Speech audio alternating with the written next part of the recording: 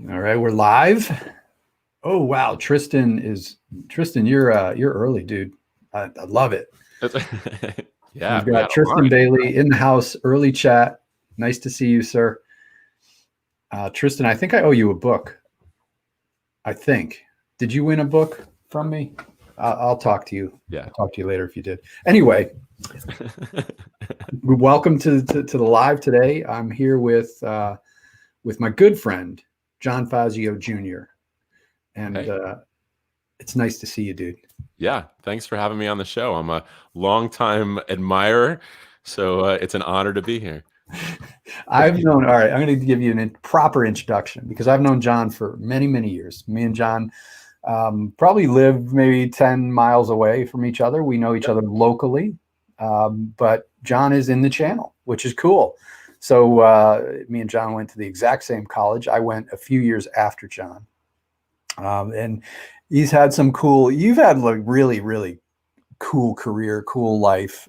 I mean, you've done some fun stuff, starting Yeah. with like hosting a a road trip type of show called Doing America, which when I first heard about it, I knew about it. Like I actually knew about it, and I was like, oh wow, John was in that. That was very cool.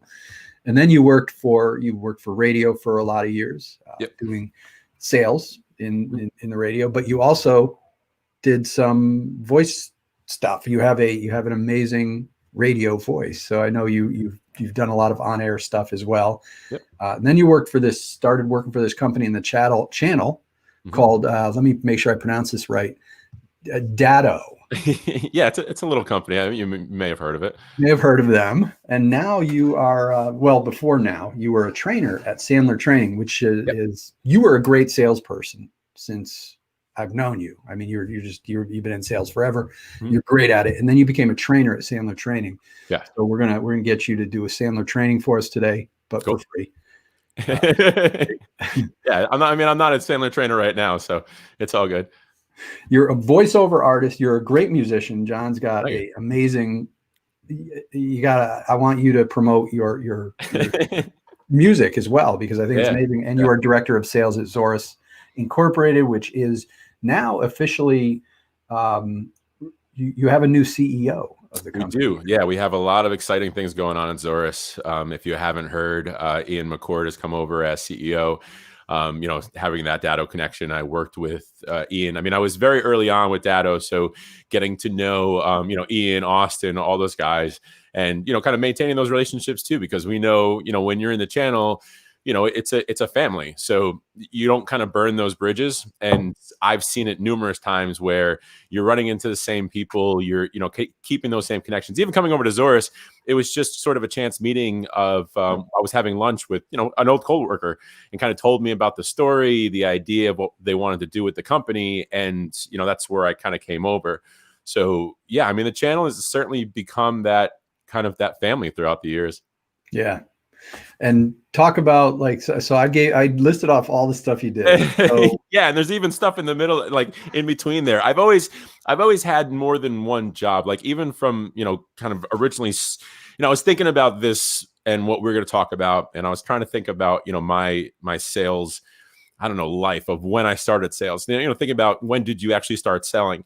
And if you think about it, like I started selling when I was 13, like walking around to neighborhoods trying to doing landscaping jobs and babysitting jobs, and like, showing that I'm responsible enough for them to leave their kids there so I can make, the $5-10 an hour. Like the sales really started that early on. And then that mentality of you can achieve anything, it's just a matter of working hard enough to achieve that, was sort of always in my mind. And like one of the kind of turning points, when I was a kid, was I wanted to get the Nintendo, like originally when Nintendo came out. And just recently there was, I think there was an anniversary, maybe like 35 years or something like that, or 30 years since the Nintendo came out. But I really wanted it. My father was like, listen, if you can get half the money, I'll give you the other half. So like, it was just something that stuck in my head, but I'm like, how am I going to find money, at 12, 13 years old? And it was everything, like going out and getting cans and like everything I can kind of think of in order to achieve just that amount. And, I was able to do it. I got the other half. I was able to get the Nintendo. But like that kind of experience, really kind of molded me into, if I want to achieve it, if I want to do it, then I can do it. It's just going to take work to do.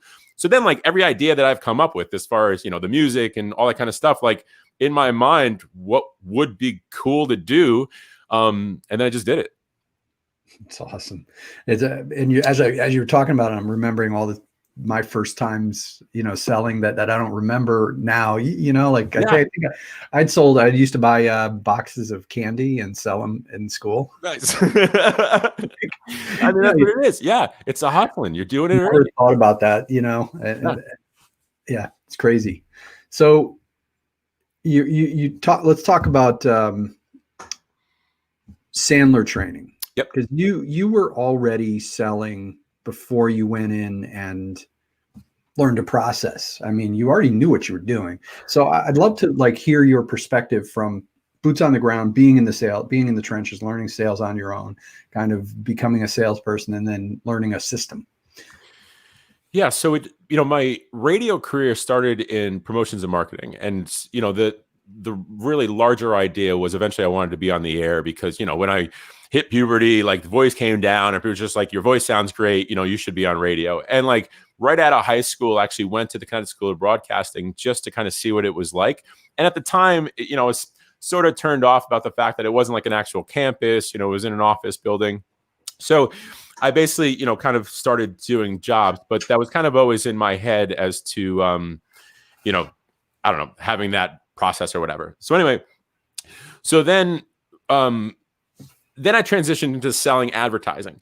And selling advertising is sort of unique in a sense that there's no product that you actually have. Like you're selling an idea to somebody and you're walking in there and you're trying to convince them to not only spend money, but when it comes to advertising, especially like radio advertising, it takes time to get there. So like, you're looking at at least a few months of radio advertising and you're putting money down. The assumption is that you're branding yourself at that point. But the sell is an idea, like it's creating really a vision in the prospect's mind as to what is eventually going to happen if you hang on to it. Now, going from that to selling an actual product. So I went from advertising to selling to data. So selling a product was like so much easier because like the product's there, like you have a backing to it. Now it's just a matter of educating them on the differences between what, they currently have to what you're offering. So that in itself sort of changed the game because it's just a lot easier of a sale because they get it. Like, it works or it doesn't work kind of thing. Right. So then after that, I actually went and I worked for a voice over IP company, which, sort of was the same kind of thing. Like the idea was that you were connecting with companies to work on their voice over IP. That didn't actually go, the route that I had planned on it. And then very quickly, I ended up getting a job selling working capital loans. And like, as far as my sales process, I think that was the ending where I'm just got frustrated enough where I'm like, listen, I know I can sell, whatever I need to sell. So I'm just going to sell money because at the end of the day, like what it is, like I'll sell money, I'll make money. Everything's going to be great. And then I kind of like, we were talking about before, I'm not going to say this is in all financial companies or working capitals or whatever, but there's really a cutthroat sense of sales when it comes to something like that, where you're, lie, cheating, and stealing and try to get that person on the phone, getting an application in, denying or, working capital loans are spending a lot of money on the money they're looking for.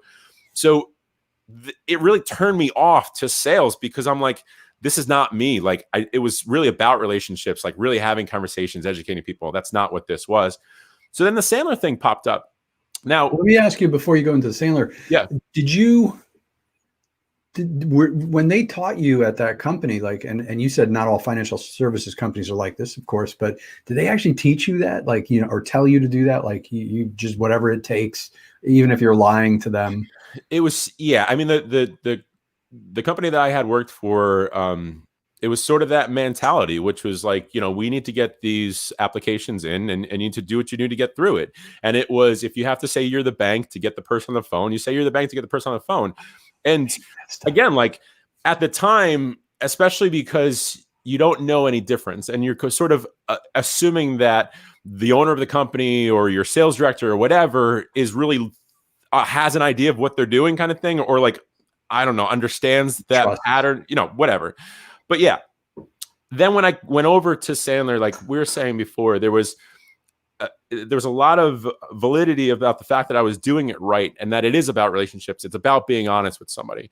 It's about, making connection with them. It's about them at the end of the day. Like, it has nothing to do with you. It's about asking them questions and seeing, if there is any kind of pain that you can solve for them. And that, like, it was one of those things where I was like, thank God, like, I had just continued to do sales the way that I thought that it was supposed to be done.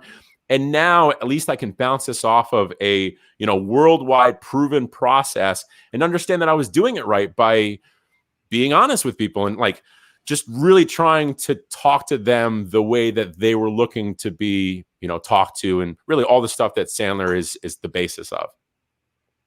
Yeah, that's interesting. I'm actually finishing up a blog post that I'll probably publish tomorrow on honesty, because I think that's the most important aspect of selling. Like, if people don't trust you, everything's done, man. And you can literally, the old saying is, we do business with those we know, like, and trust. Mm-hmm. Right. I do business with lots of people that I don't like at all. Yeah. Buy stuff. I'm talking from a buy perspective. Yeah. I have had people out doing work on my house and professionally that I don't like at all. And sometimes I don't know them well enough, but I trust them as long as you trust them. So I wanted to talk, dig into that a little bit more and get your kind of perspective on honesty, because that's interesting. I've never been in a job where I've felt compelled to have to be dishonest, or certainly been told that you have to be dishonest, right? Like, so wanted to unpack. Yeah, I mean, I've been in a lot of different, careers, and sometimes, a lot of it's kind of people are covering their butts, in reality, where in a lot of situations, whether they have the capabilities of doing the job, or they're just consistently just covering themselves, to make sure that they can just go to work the next day. I mean, especially working with Sandler, you kind of I was working with businesses, and in that sense, you're working with sales teams and managers, and you're kind of getting behind the rope kind of thing. You're seeing the back end to businesses, and you sort of realize how, like, there's that front end of the business, which is what people see. And then there's the back end of the business, which a lot of times is completely different from what people see from the front. Right. And like, some businesses are set up that way where, you have to, like, maybe there isn't 100% honesty or whatever it is. But like, I think that for us in our world, especially being part of the channel, and when I originally got the job at Zorus, they had a salesperson there, and they were kind of thinking of, how do I sell the product? Like, sell. Like, how do I sell? And I had to say, well, wait a second. It's not like that. Like, you're dealing with the channel. So you're building relationships with people. Like, you're not trying to just sell them today, because you're going to still have to deal with them tomorrow. Like, you're still building the process with them. And when they have, 20 customers with you now, that's great, but it's going to be a different relationship when they have 1,000 or 2,500 customers with you. Right. So you have to build that, that trust, that honesty, all that kind of stuff, so that when they get to the point where their full fleet is now, especially in the channel with security side or whatever it is, when they're trusting your product with their clients, and, again, with an MSP world, like, they're the face of that. So like, you have to not only build trust with them, but understand that they are the ones that are working with, in our world, we're channel only, so we don't work with the end user. Right. But that's the thing. Like, they have to trust you enough that they're handing over essentially their baby, which is their customer, their money, to you. And in my world, like, that's a lot. And since you mentioned Zorus, mm-hmm. we should probably talk about what the heck is Zorus. Yes. Like, I should have just done that in the beginning. But you have like I said, you have such an interesting background. I wanted to kind of work my way up. So now we're at Zorus. Yeah. I do want to say that anybody watching this, please pop a comment in and let us know if you have any questions. Ask John anything. Ask me anything to ask John anything. John's like I said, he's a wealth of knowledge on selling. And I think, what we'd love to do is kind of just talk about your process, how you're selling for Zorus, what you're doing to build your channel, because I think and we talked about this before the show, I like to come on and talk about how MSPs can sell better. And we do that again and again and again, and everybody does that. And I think exploring the process that someone like John is doing, who's a professional salesperson over the years and who's running an organization sales department now, to understand his playbook, your playbook, John, and how you're doing things, I think is instructive. Nobody likes being sold to. So a little inside baseball of how you're selling to the channel, because I think it's not necessarily this, hey, let me get on the phone with you and try and talk you into buying something. So to start off with, let's talk about Zorus and then ease on into how you sell. For me, it's really resources, because like ideally, so in a perfect world, right, you would have marketing, you'd have lead generation, basically warming up the prospects. So like in an ideal world, the salesperson would then be taking those warm, calls or those incoming leads, and they would be educating them on the product. At that point in time, typically speaking, with our product, somebody's going to then try it out, demo it, work with some customers on that. And then you have the other side about that. So the rest of the relationship, the account management, helping them grow and things. So I think that's the ideal situation. Now, clearly, a lot of times you don't have any of that stuff. So like when I first started with Zorus, it was basically me and a computer, and it was like, all right, well, what are you going to do? So first off, lead list. So where do you get the leads from? Where are the leads now? They had purchased a lead list prior to me coming in there. So there's probably a few thousand lists we used HubSpot, or we use HubSpot. So there's probably 1,000 whatever in there. So then you're doing email marketing, because that's an easy thing to do. It's pretty cheap to do. You're trying to build value in that in itself. I mean, understanding that email marketing, that's great, but MSPs, as far as any business owner, is getting thousands of emails. So how do you break through the static of an email? Because emails are easy. Again, it's a cheap way of doing it, but you don't differentiate yourself that much when you're, just in an email. And then secondary is the calls. So like I can pick up a phone call, and I can, in my world, in sales in general, right? Like you're doing a cold call, you have 2 minutes, maybe even 30 seconds to try to convince them to stay on the call with you a little bit longer. So like going back to me being able to educate you, or at least confidence in my voice that I know what I'm talking about, that will keep you a little bit longer. And then what I really want to do is I want to get 15 minutes with you. And like from day one, that's what it was. Like, I just need 15 minutes to sit down and talk with you. Like, I want you to turn off everything, and I want you to literally just talk to me for 15 minutes. Now, that is a very tough thing to do, especially in the MSP world, because MSPs basically, get paid by their time. So for me to steal 15 minutes, I have to at least make the beginning of that, palatable enough that you feel like you're going to get something out of that. Because in my world, like MSPs, they are getting paid by their time. So for me to take 15 minutes, or what ends up being a half hour, 45 minutes, or whatever, a call, like that better come with some decent amount of whatever, because they're spending that time with you. So like all I'm looking in the beginning to do is first off, set up that time. That 15 minutes is going to be more than enough for us to figure out whether, we can work together, whether there's actually something there or not. But I think at the end of the day that you have to get that conversation. However you get to that point really comes down to resources. And so talk to me a little bit about the conversations and how you prepare for them, because once it's easy to call up somebody and say, I'd love 5 minutes of your time. Yep. And if they set an appointment, obviously you talk to me later, but what if they talk to you right now? Hey, I got 15 minutes. What? Yep. So you're always prepared for that inevitability that you're going to. Yeah. And you're we talked about education in the sales process. So I'd like to hear a little bit about, how you do it once you get them on the phone. So it starts off with, so Sandler has an actual cold call process, which they'll break out for you, sort of each, you can think about it, block of, that 1 minute or whatever that you have there. Now, one of them is what they call a pattern interrupt, which is basically something different than, hello, Mr. Brooks, my name is John Fazio. I'm calling from Zorus. Can I get 5 minutes of your time? Like right off the bat, you've already lost it with me. So some sort of pattern interrupt there, which for me, it's really just picking up the phone and, I have enough confidence in that I'm not worried about what happens on the other end, whether they, scream, yell at me, hang up, or we actually have a conversation. Like either way, I'm perfectly fine with it.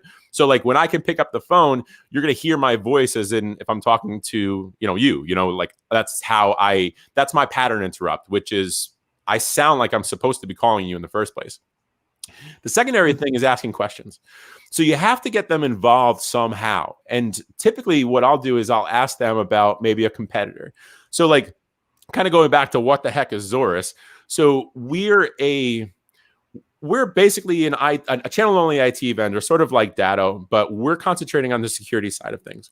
So we have a security product called Archon, which is different than, say, Webroot or Cisco Umbrella, where they're utilizing DNS. We're utilizing a proxy. So you have different technology there. So I may ask the question in the beginning of, are you familiar with Webroot, Cisco Umbrella? Are you familiar with DNS? Because now the reason why I'm asking that question is I need to figure out right off the bat if there's a reason for us to talk. Because if you say yes to that question, yes, I understand, I know Webroot, I know Cisco Umbrella, I know DNS. Right there, I can figure out that there's some pain there because I can give you a more granular security product. I can give you a product that you can do more stuff with than you have. So my first question is typically that. Are you familiar with Webroot, Cisco Umbrella? Yes. So we're different in a sense that we're utilizing proxy as compared to DNS. So then is that few seconds of, where's that education come from? So then I'll typically come back with the difference between those two is that DNS stops at the .com, which means that you can block or allow a site. What we do is actually we can see past the .com. So I can block or allow portions of sites. I can see better security because I'm not just stopping at that .com. Like I'm seeing everything on that page. So like maybe, years ago, just having DNS is great. Today, people are getting more malicious. So they're hiding stuff behind ads. Like you may have a perfectly fine website. Maybe it's a font, you're marketing is downloading a font, right? And there's like 12 different download buttons and they accidentally hit the wrong download button. Like just something simple as that. If you don't have something that's checking all of that, you're missing that. So all I have to do is figure out very quickly whether there is an opportunity there to show you something different. And then my whole point is, maybe they want to know a little bit about the company. I'll bring up the fact that we all came from Datto. Are you familiar with that? Because I want the trust to be that I understand the channel, I understand your job, and I'm here as a resource to help you. It's very hard to get that in 2-3 minutes of a cold call, but that's the art of sales. Sales is not something that everybody can do. It's something that may possibly be something you have to learn. Yeah. And there's some people just can't do it no matter how much they learn it. I think there's some, and I don't say that to be smart or it's just not natural for some people. Yeah. And if it's not natural for you, and that's the problem with, I think, IT providers who are in the situation, if you're an MSP who's just starting your business or you're not ready to hire that salesperson, you got to be out there selling. So you've got to figure out how to do it in some way or another. Right. Yeah. So with that point, and one of the biggest things that I took away from my time at Sandler was personality styles, and they utilize DISC, and there's a bunch of different other personality styles, things that you can learn out there. But learning something like the DISC personality style, it made me understand people more than anything ever has. And it also makes me understand that somebody on maybe one side of the coin may not have the skills that are on the other side of that coin. And like very quickly, the way that DISC is set up is, visually you have sort of this square and you have these personality styles around it. But so one personality style on one side of the square, if you think about the opposite personality style, the opposite loses what that other personality style does. So what I see with MSPs is MSPs are typically very smart people. They're kind of the engineers, the ones that are very savvy when it comes to computers and engineering and like taking those kind of things. And then on the opposite side of that, where it comes to DISC, it's the difference between a C and an I. Basically, the I is the more like outgoing type, but they don't have that kind of, in their mind, that engineering mind that, maybe the MSP does. So like understanding two things. One, you may have to adjust your personality style in order to deal with sales, because in sales, you're adjusting yourself constantly. So you can't think of it as a computer. because a person is not a computer. Well, in a sense, you're trying to figure them out the same way, but everybody's different. So, you can look at it the same way, as in, here's a problem that I have to figure out, but you're doing it in emotions, all that kind of stuff. The other side about it is understanding that you're just not a good salesperson, as you said. So like, if you are constantly hitting the ball or, hitting the wall and saying that for some reason I'm not connecting with them, like I go in there, I tell them how great everything is. I go through all the details of it. Like, I think that my presentation is stellar, but I walk away and they don't connect with me for some reason. You may want to bring in somebody that just has that personality style that can easily connect with them. Or you may want to look at somebody that can, adjust themselves for that. But what I'm saying is, at the end of the day, like, sales in my mind is a completely different job than manager, than CEO of a company, than, engineer. Sales is conversation, it's emotions, it's connecting. Like, it's a different animal than what you may already be. I don't know, the reasons why you have your job in the first place, or your company, or whatever. Right. And yeah, I mean, my best advice, and I'm sure you'd agree with this, is if you're an MSP and you don't have a salesperson, you can't afford to get a salesperson, go put yourself into Sandler Training. It's great. Yeah. Great training. And the more you do it, the better you're going to get at it. I think, if you get that training, even if you're just not comfortable with it, or you're just not a natural at it, you can fake it until you make it. And maybe making it means just being able to hire a salesperson, fake it until you get to that point where you can, and that's fine. But you nailed it. Really, I think that the key to sales is just being conversational, being curious, being conversational. And by conversational, I think it's important that you're not necessarily the one talking, right? Like, conversational means just as much listening, asking great questions, listening, as it does being able to conversate. Yeah, we say 70-30. So 70% of the time you're supposed to be listening to what they, are telling you, and 30% of the time you're supposed to be talking. Now, even from doing a demonstration, so the demo is supposed to be, me presenting to you or whatever. But in the beginning of the demo, like, I just want to talk to you. Like, I just want to figure out what you're doing, how the current security company that you're using has been working for you. I mean, I don't want to just jump into presenting, because, it shouldn't just be that kind of vanilla demo. Like, I would hate to, at that point in time, I could just send you a video. It's like, if I want to sit down with you and have a conversation with you, that's what it is. Like, this is the time that we can talk about what's going on with you, and to see whether I can possibly help you out with, not only getting a better product, but at the end of the day, building your company, making a better margin, like maybe even possibly giving out features or services you didn't think before. Right. It's good stuff.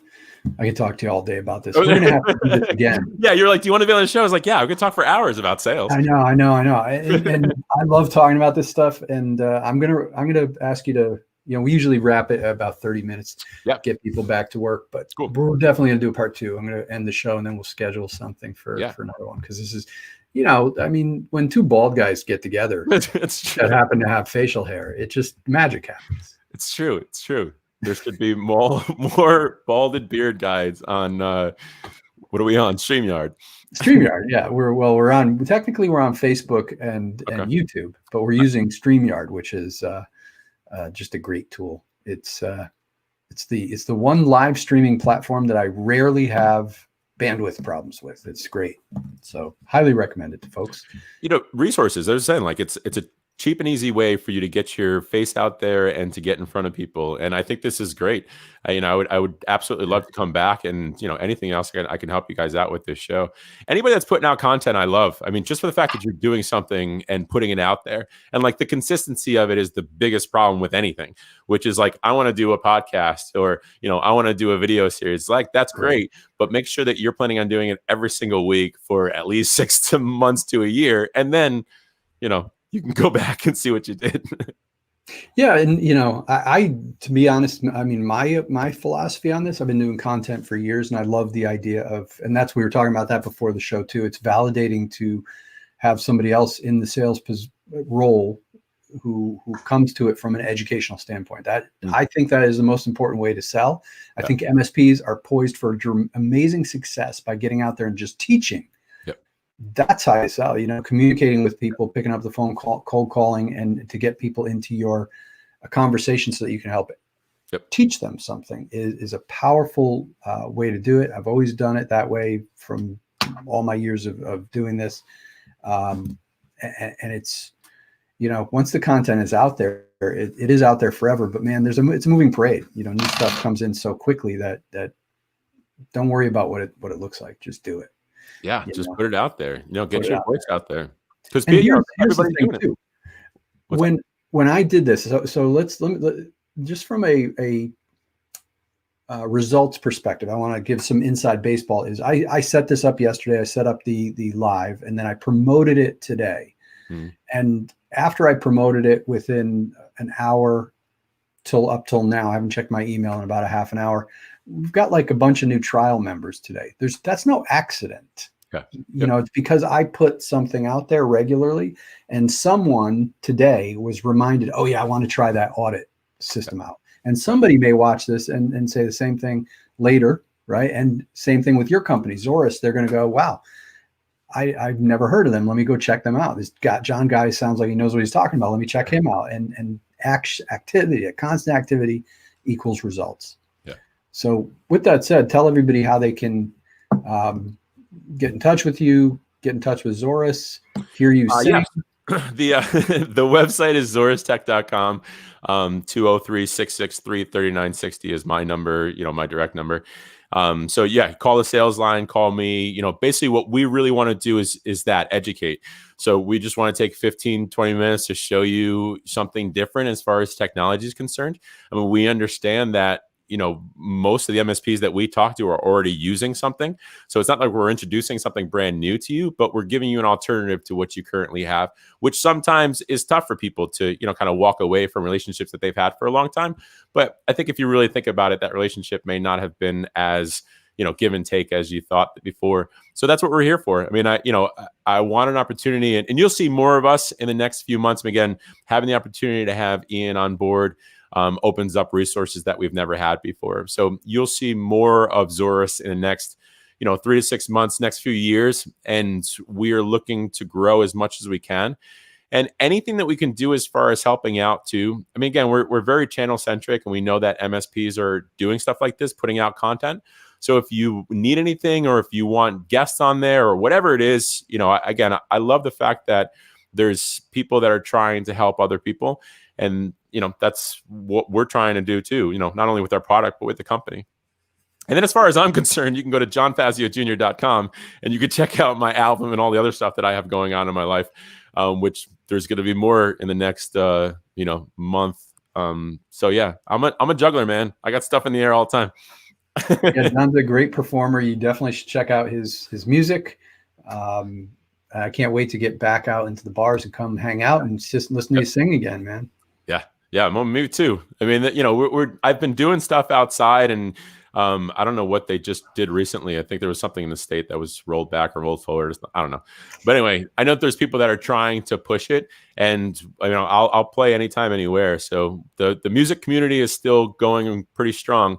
And if you guys are out there, keep going strong, because we're not going anywhere. Awesome.